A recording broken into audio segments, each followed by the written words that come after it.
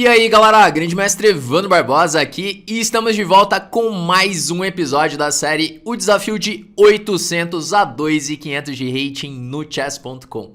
Esse é o nosso episódio 51 da série e nesse momento eu tenho aqui 216 de rating. Se por acaso você não tá com esse rating aqui no chess.com, você tá com um rating menor do que esse, volta lá nos primeiros episódios, acompanha toda a série para você entender melhor quais são os erros que os jogadores cometem em cada uma das faixas de rating.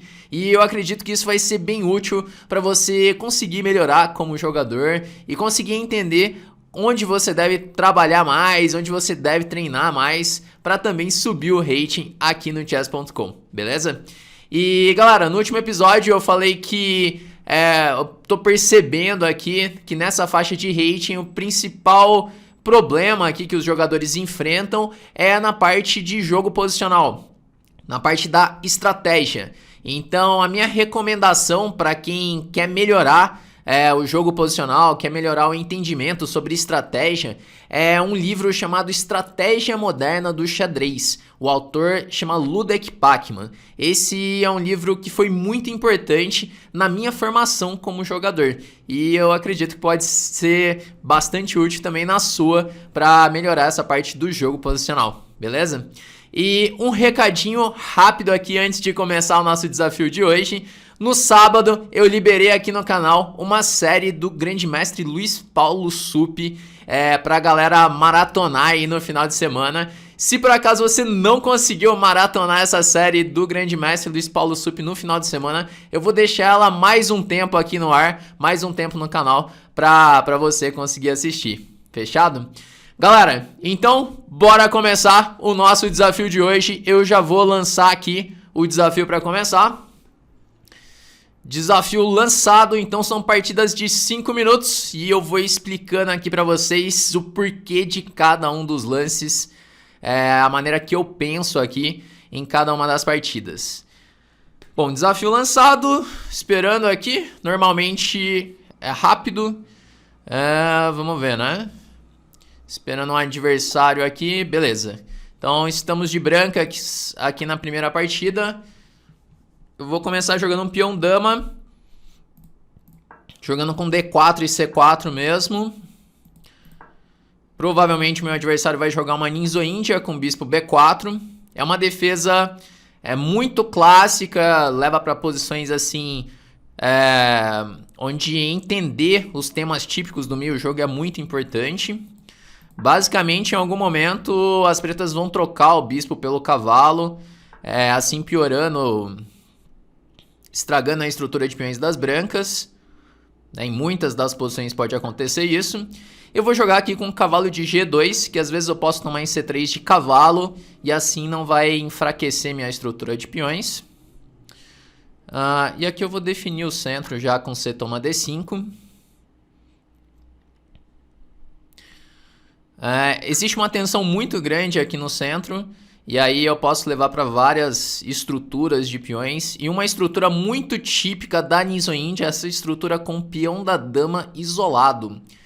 Se ele tomar agora de cavalo em D5, eu fico com um peão isolado em D4.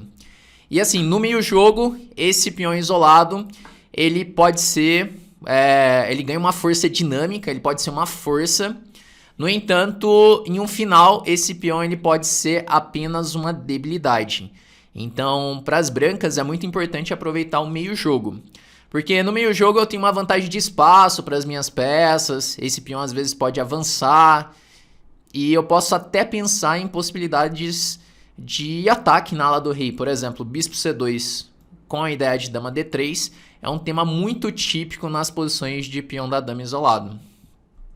E é assim que eu vou jogar. Aqui eu vou jogar dama D3, tentando criar fraquezas na ala do rei dele. Ele jogou com cavalo F6, então bispo G5, que eu crio ameaça de bispo por F6 e dama H7. Talvez ele jogue com G6. Bom, e agora... D5, não sei se é interessante nessa posição. Eu queria aproveitar essa cravada aqui Mas não sei se eu consigo fazer isso imediatamente. Eu vou jogar a torre de AD1 aqui mesmo. Porque D5 é uma ideia bem típica das posições de peão dama isolado. Que eu consigo me livrar assim do peão isolado. E como eu tenho uma vantagem no desenvolvimento, então minhas peças vão ficar melhor colocadas. Bom, ele voltou o bispo para E7. Eu vou jogar com A3 para ele não ter cavalo B4, pegando assim o meu bispo de casas brancas. E, bom, vejamos o melhor momento para conseguir fazer esse D5. Eu quero evitar trocas de peça, não quero fazer nenhuma troca desnecessária aqui, então vou jogar bispo H6. Porque, como eu disse, um final ele pode ser bastante interessante para as pretas, né? Esse lance dele é um lance bom, aparentemente. Bispo G5, que eu não queria trocar peças, aqui ele vai acabar me obrigando a trocar uma peça. E geralmente nessas posições dama H3 é um lance bom, mas aqui ele tá tendo E5. Que geralmente as pretas já jogaram B6 e bispo B7 nessas posições. Por mais que ele esteja mal desenvolvido, acabou ajudando ele nesse momento. Bom, eu vou tomar em G5 então. E cavalo E4. Ele tem umas fraquezas aqui nas casas pretas, talvez eu consiga explorar isso. E agora bispo B3. Meu bispo já não está assim tão ativo nessa diagonal, então muda a diagonal. Por exemplo, uma ideia pode ser tomar em D5 em algumas posições. E jogar agora com dama F3. Tem ideias de tomar em D5 e jogar cavalo F6 cheque. Uau, e agora aparentemente ele pendurou aqui, porque se eu tomar em D5, torre D5, eu tenho um cavalo F6 agora. Ele acabou pendurando uma peça aqui no final das contas, que não tem nenhum recurso. Foi uma pendurada mesmo dele, o E5. Até aqui tava normal a posição equilibrada até. Talvez fosse um pouco mais confortável a minha posição, mas tinha muito jogo aqui, com certeza, né? Então vamos só voltar aqui. Então foi uma defesa Ninja que eu joguei com E3, que é a variante Rubinstein da Ninja. E eu joguei essa ideia de bispo D3 e cavalo E2, que eu acho que é uma maneira bem interessante de enfrentar a defesa Ninja. Podem surgir vários centros aqui na Ninja e surgiu esse centro com o peão da dama isolado, que é um tipo de posição que eu gosto bastante de jogar de brancas. Eu acredito que o branco fica com uma iniciativa bem legal aqui no meio jogo. As peças ficam muito ativas. Então essa ideia é bem típica para quem joga esse tipo de posição, quer jogar esse tipo de posição. Bispo C2 e dama D3. E aí surgiram fraquezas aqui na ala do rei dele, que eu tentei aproveitar. Que por mais que ele tenha conseguido trocar aqui uma peça, ficou debilidades aqui nas casas pretas. Por isso que eu joguei com cavalo E4, dama F3, para em algum momento entrar em F6. Aqui eu não sei exatamente se ele... Talvez ele pudesse jogar rei G7, por exemplo, que não tem mais os temas de duplo. E a posição segue jogável. Tá um pouquinho chato aqui, porque ele tem que desenvolver ainda a ala da dama. Mas é uma posição perfeitamente jogável. Aqui depois de E5, aí já começa, aí já cai material e aí não tem mais o que fazer mesmo. Bom, bora para a próxima partida aqui então. Já lancei aqui o desafio. Muito provavelmente eu vou de pretas agora. Bom, esperar mais um pouco. Será que conforme eu for subindo o rating aqui vai demorando um pouco mais para encontrar um desafiante? Bom, um adversário, né? Bom, vou de brancas novamente. Pensei que fosse de pretas. Vou jogar E4 agora. Jogou uma siciliana. Vamos ver exatamente. Olha, ele vai jogar uma siciliana dragão. Uma dragão acelerada. Inclusive, galera, eu fiz um vídeo aqui pro canal há um tempo explicando como jogar a siciliana dragão acelerado de pretas. Bom, ele jogou uma ordem um pouco diferente aqui, mas eu vou ter que jogar cavalo C3 mesmo, porque esse E5 tinha dama 5, né? A ordem que ele tá jogando não é a ordem mais precisa. Vocês podem ver nesse vídeo, inclusive, da Dragão Acelerado, que ele deveria esperar um pouquinho mais para jogar cavalo F6. Aqui eu posso tomar em C6 e jogar E5. Que isso pode incomodar um pouco ele. Então seria melhor ele jogar com cavalo C6, bispo G7, aguarda um pouco para tirar esse cavalo para F6. É possível essa variante, ele vai ter que jogar cavalo G8 agora. Eu acho que existe até alguma teoria sobre essa variante. Dama F3 e agora ele tem que jogar com F5. Aqui E6 é um lance que enfraquece demais. Ele tem que jogar F5 agora. Porque se eu tomar, ele toma de cavalo. E assim, eu acho que é uma posição um pouco inferior de jogar de pretas. É jogável, mas ele vai ficar um pouco pior. Já não é uma estrutura legal depois que ele faz o F5. Então se eu jogar com bispo F4 mesmo, roque, colocar as torres no centro, eu vou conseguir uma vantagem aqui.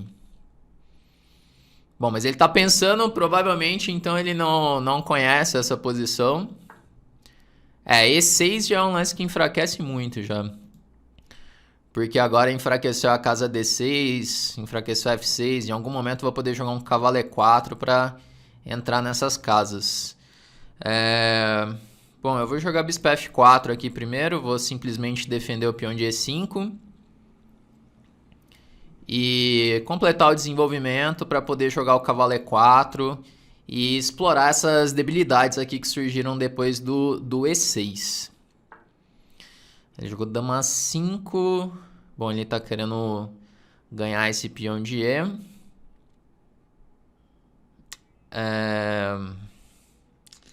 Eu não queria perder tempos para defender esse peão de E5,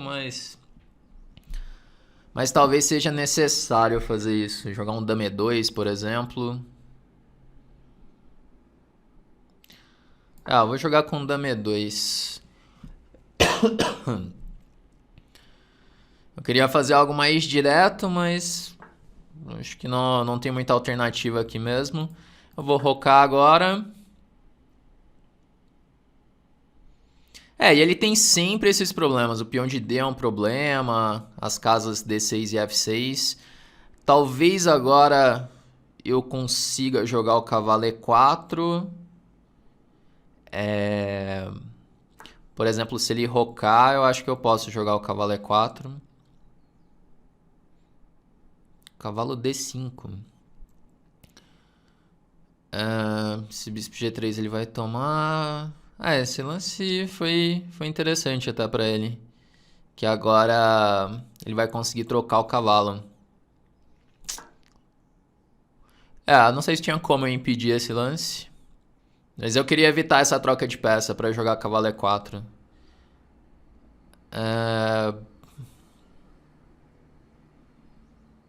Ok. Jogar torre E1.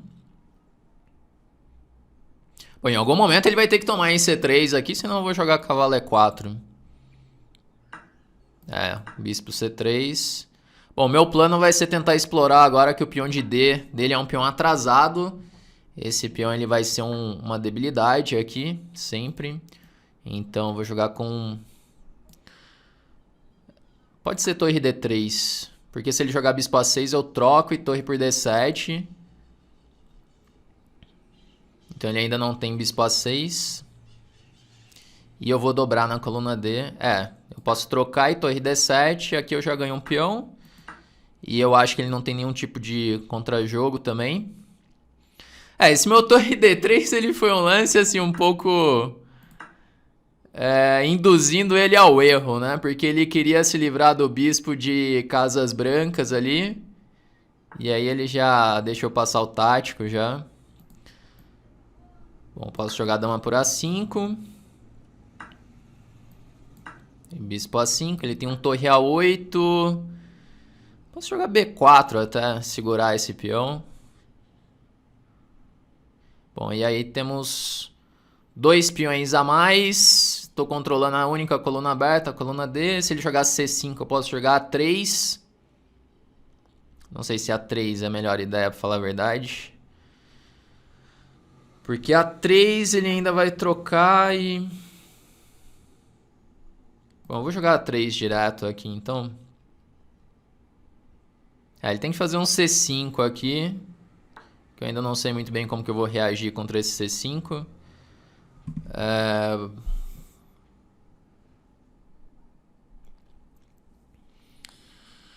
Deixa eu ver como que eu organizo as peças aqui. Preciso melhorar meu rei, mas esse peão tá me incomodando um pouco.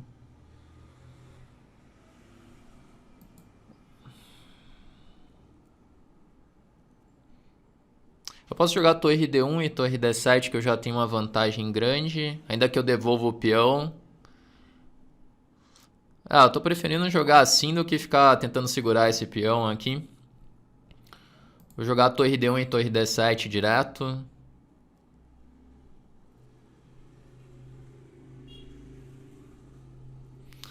Talvez eu conseguisse segurar esse peão até, mas... eu não tava vendo um jeito muito claro de consolidar aqui. Então preferi já devolver o peão de E5. Bom, ele não tomou o peão. Mas agora eu posso jogar torre D6, talvez. E agora a torre C6. Porque ele vai ter que tomar... Bom, e aí eu tô com 2 peões passados e unidos. E acredito que agora eu consegui consolidar bem a minha posição. Tenho um peão a mais. Só que minhas peças estão muito ativas. Aqui eu vou conseguir converter bem essa vantagem. Eu acredito, né? Vou trazer o rei para E2 já.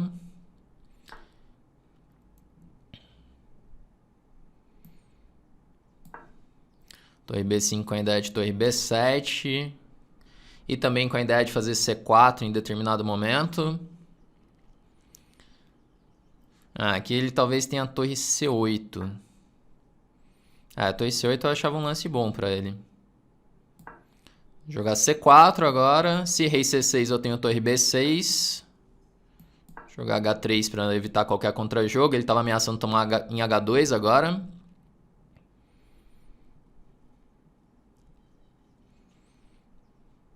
Tá um pouco difícil para ele conseguir contra-jogo agora que eu consolidei bem mesmo a posição. E vou começar a avançar os peões passados aqui, de B e C. E ele já não tem mais contra-jogo aqui. No final acho que a decisão de jogar torre D1, pegar a coluna, devolvendo o peão, talvez tenha sido a melhor decisão mesmo. Porque se eu ficasse ali defendendo o peão de E5, minhas peças iam ficar muito passivas.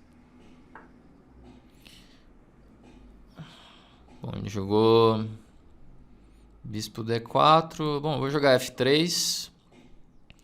Rei C6 não ameaça nada, minha torre está defendida. Vou jogar rei D3 agora. Ele vai ter que piorar o bispo. Bom, eu posso jogar a torre B8. Torre B8 que cria ameaça de torre G8, por exemplo, que toca no peão de G5, ameaça a torre G7 também. Aqui eu posso trocar uma vez e jogar a torre G8. Porque eu ameacei torre G7. Só que eu não vou... tudo bem. Eu tomo em H3, ameacei o bispo agora. E ameacei torre G7 também. Que aí nessa simplificação aqui eu vou ficar numa posição bem ganha. Que eu posso trocar as torres. E bispo D8. Um final triste que é bispo de mesma cor.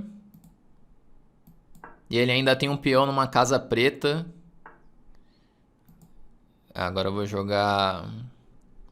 Bom, eu posso jogar B5 direto, que rei C5 eu tenho bispo E3. O final de peões está ganho. Bispo E3 e já era. Essa foi interessante aqui, porque...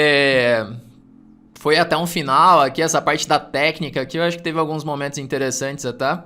Então vamos ver essa aqui, ó, pessoal. Então tava de brancas, meu adversário jogou uma Siciliana Dragão acelerado, só que ele jogou uma ordem que não é muito precisa, é melhor jogar primeiro com Bispo G7 e Cavalo C6, não jogar esse Cavalo F6 tão rápido, porque Cavalo F6 rápido eu posso jogar com E5. E aí ele já perdeu tempos com o cavalo, e além disso, depois de Dama F3 ele tem que criar algumas debilidades aqui na estrutura de peões. F5 seria o melhor lance, mas E6 enfraquece muito, enfraquece a casa D6, a casa F6 e o peão de D7 ainda é um alvo que ele fica atrasado. Então é muito importante sempre prestando atenção na estrutura de peões, que a estrutura de peões ela acaba te dando plano durante a partida. Então, joguei Dama E2 e Roque, eu acho que o cavalo D5 dele foi bom, mas sempre continua os problemas na estrutura de peões. Então agora eu terminei o desenvolvimento, a ideia é pressionar o peão de D. E aqui torre D3 com a ideia de torre D1. E ele acabou sendo induzido ao golpe aqui, porque ele queria jogar bispo A6, que é um bispo muito mal dele. Só que ele esqueceu que tem o golpe tático torre por D7. E aí já cai 2 peões e leva para um final que tem 2 peões a mais. Só que tenho que ainda organizar um pouco minhas peças, estavam descoordenadas. Eu acho que essa ideia de torre D1 foi boa. Eu devolvo um peão, mas assim eu consigo ativar minha torre, minhas peças ficam muito ativas, aí já fica mais claro o final. Então, muitas vezes acontece isso, você tem um peão a mais, 2 peões a mais, e o mais interessante é você devolver um pouco de material para evitar qualquer contra-jogo do adversário, ou então para organizar as suas peças, né? No geral, muitos jogadores acabam sendo muito materialistas, e aí acabam desorganizando a posição, as peças ficam muito mal colocadas. Bom, e aí depois o final, mais importante, não dá nenhuma chance aqui para o adversário. E ele acabou interrogando aqui também, que ele não criou muita resistência. E o final de bispos de mesma cor é um final perdido. Então, finais com bispos de cores opostas tem aquela tendência em levar um empate, mas finais com bispos de mesma cor, com um peão a mais, muito difícil dele resistir, né? Aqui é um final bem perdido mesmo, né? E depois de bispo E3 vai trocar os bispos e ele nunca pode tomar o peão de C4, que eu disparo o peão de B e aí vai conseguir promover. Beleza?